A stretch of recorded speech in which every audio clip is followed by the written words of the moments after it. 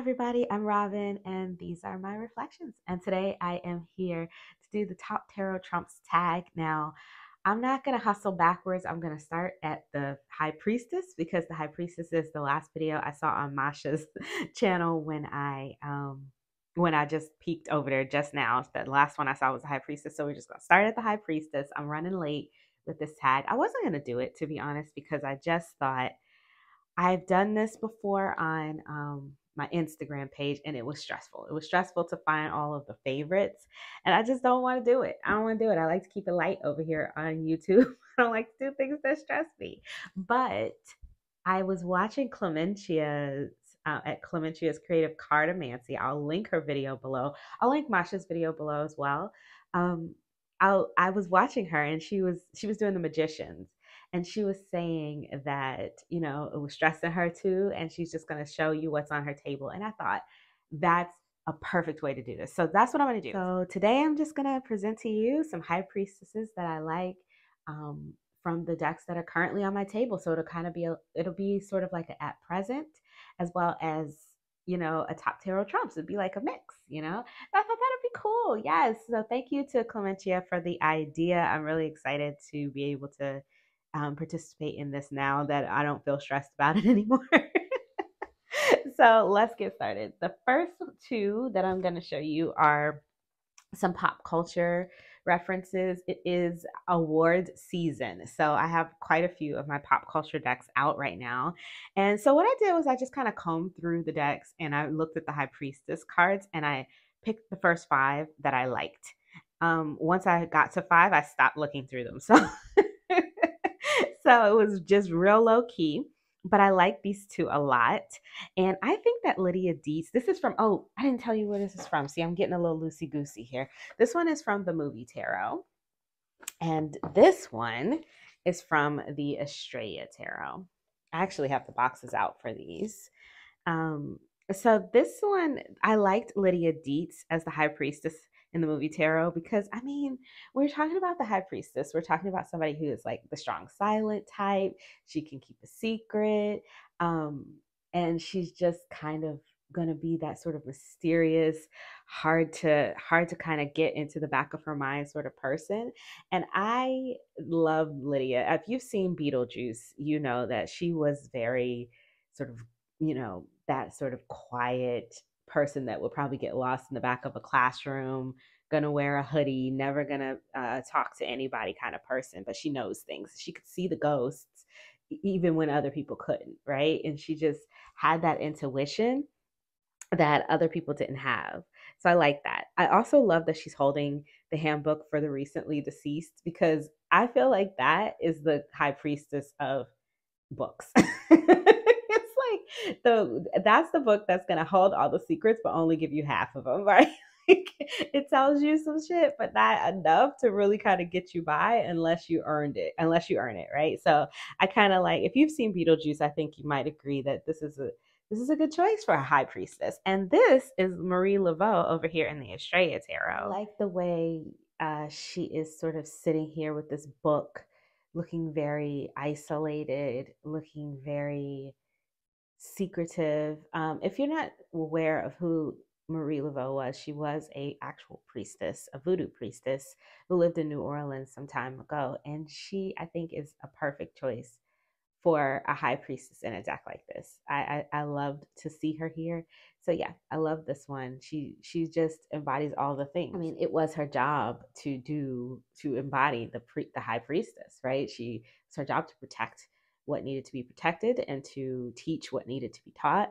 So I thought she was a great choice for the High Priestess. I also like the way she's depicted here with the pomegranates on the veil. We still have a lot of the traditional symbolism, and in this one as well, you still have the veil, you still have the moon here and the crown. There's no water in either of these, but I felt like there's enough symbolism here to kind of allow us to see that High Priestess pop out. And I like these. So I like these too. So this one is the High Priestess from this deck. This is the Seeking Soul Tarot.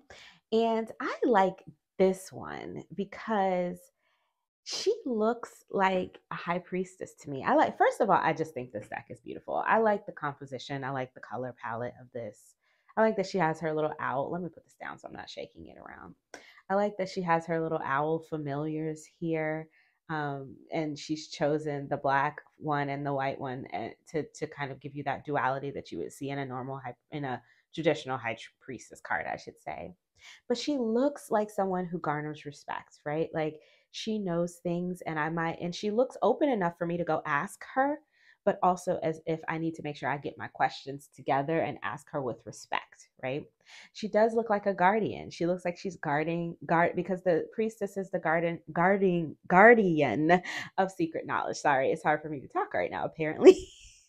And she does look like she's guarding something, right? She's standing at this opening, this a gateway to something, and she's standing right in front of it. She doesn't look scary, but she does look like she's not going to let you pass unless you have been given access, right? Or like you deserve that access. And I like that about her, because that's kind of how I like to see the high priestess.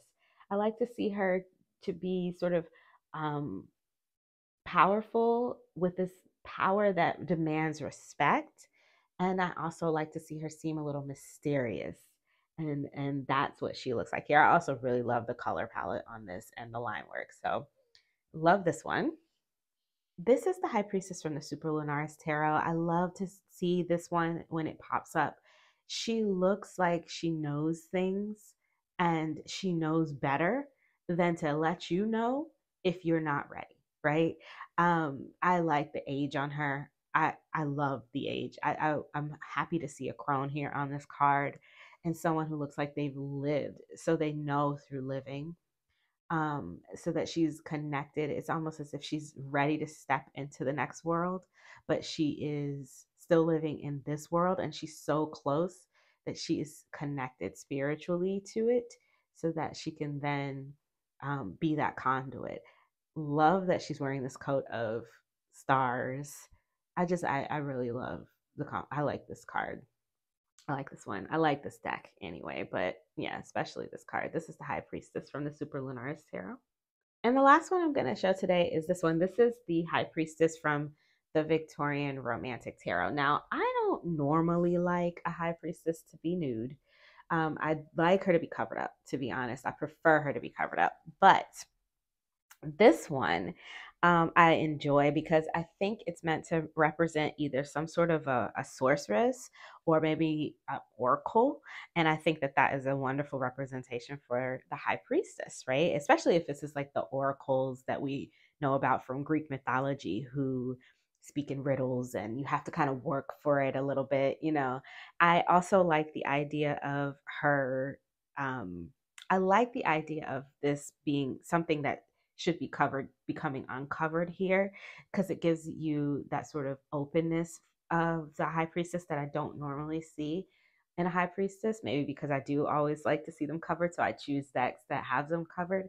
But maybe, I don't know, with the dress falling away from her heart like this or away from her chest, it makes her feel almost, I wouldn't want to approach her in this state, right? Also, it makes her feel strong and wild a little bit, like she has this sort of wild power about her. So I like that as well. But I do enjoy to see a high priestess that looks a little bit more mystical. And so I like this one with the magic happening here and the smoke and this cauldron or whatever this is happening there. So I like this one. This is from the Victorian Romantic Tarot, and that is my last high priestess. So I don't know if I'll be doing these every 2 weeks, but I might pop in and out. Stay tuned. If you like this video, please give it a thumbs up. If you want to see more from me, you can subscribe. I release videos every few days regarding tarot and oracle. Share with your friends if you think you know somebody who might like this video. I'll put the links below for Masha's video as well as Clementria's video. And until I see you guys next time, stay safe and be blessed. Bye.